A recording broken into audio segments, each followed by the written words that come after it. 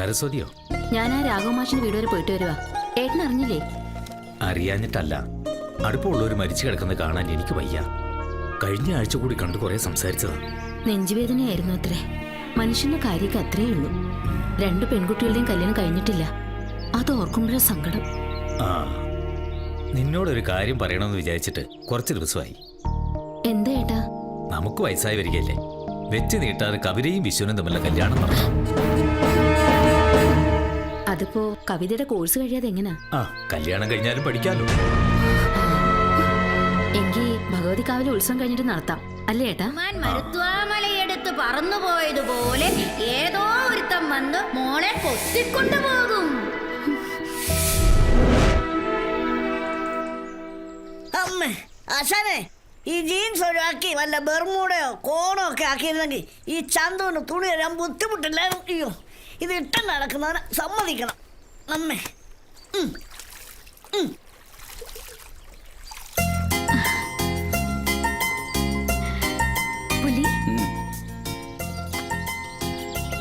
നീ എന്തിനാ ഇങ്ങോട്ട് വന്നേ? എനിക്ക് കുറച്ച് സംസാരിക്കാനുണ്ട്.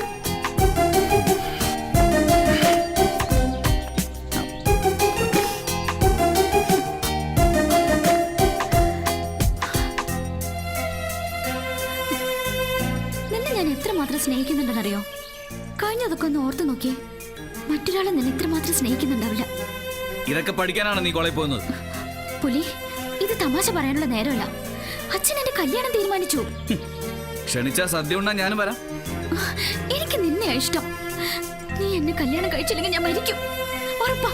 ഭ്രാന്ത് പറയാതെ അച്ഛൻ പറയുന്ന ചെക്കനെയും കിട്ടി സന്തോഷമായിട്ട് ജീവിക്കാൻ നോക്കടി.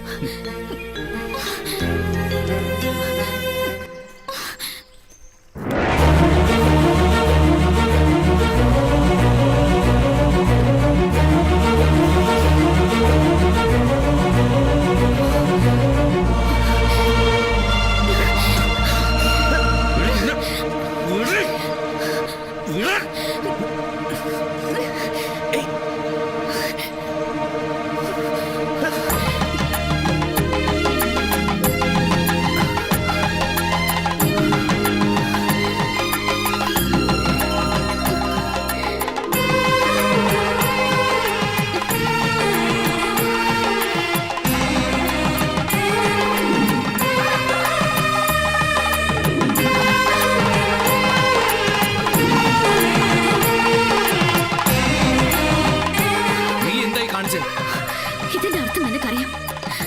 ഒരാഴ്ച കഴിഞ്ഞ എന്റെ വിവാഹം. അതിനു മുൻപ് നീ വന്ന് എന്നെ കൊണ്ടുപോകും. ഇല്ലെങ്കിൽ ഭഗവതി കാവിലെ അമ്മയാണ് സത്യം. നീ എന്നെ ജീവനോട് കാണില്ല.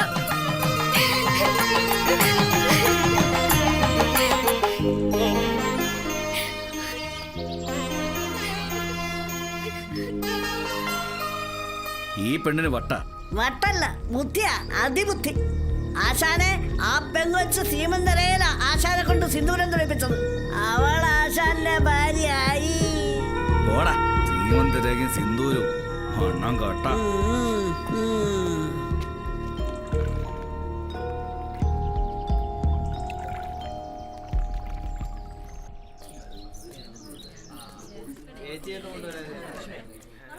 ശിവേട്ട, അവരിങ്ങി എത്താറായി.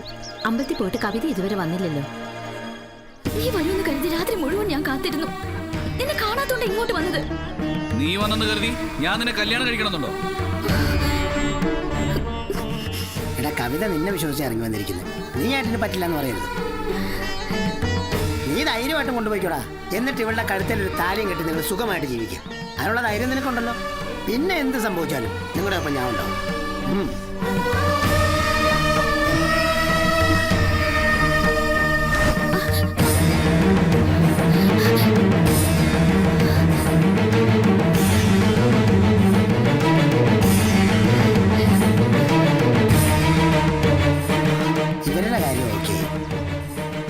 അനുകൂലം ഉണ്ടായിരുന്നെങ്കിൽ ഞങ്ങളുടെ 2 പേരുടെ കല്യാണം ഒരുമിച്ച് നടത്തായിരുന്നു.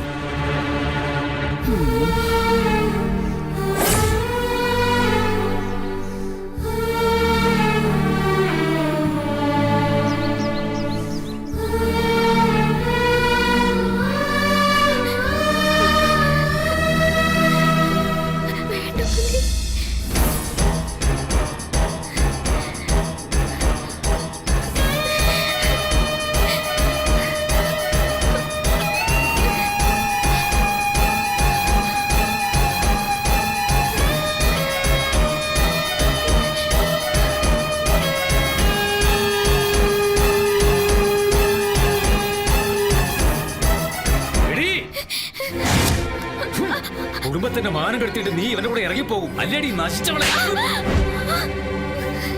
നിന്നെ ഞാൻ കൊല്ലുപടി.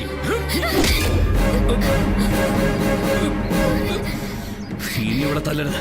അത് പറയാം, നീ ആരാ? തല്ലി കൊല്ലടാ ഇവനെ.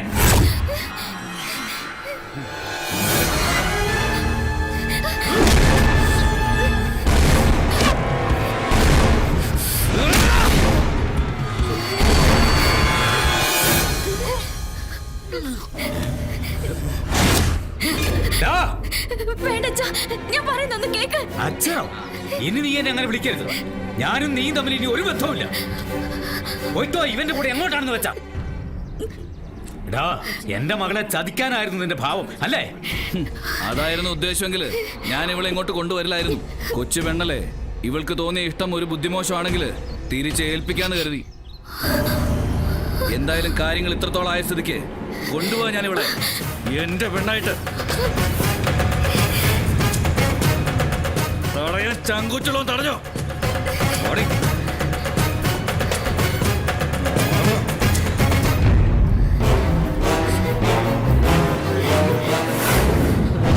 വിശ്വം കെട്ടാനിരുന്ന പെണ്ണാണ് ഇവിടെങ്കിൽ നിങ്ങൾ ഈ ഭഗവതി ഊരം വിട്ട് പുറത്തു പോവില്ല. ജീവനോടെ ഓർത്തോ.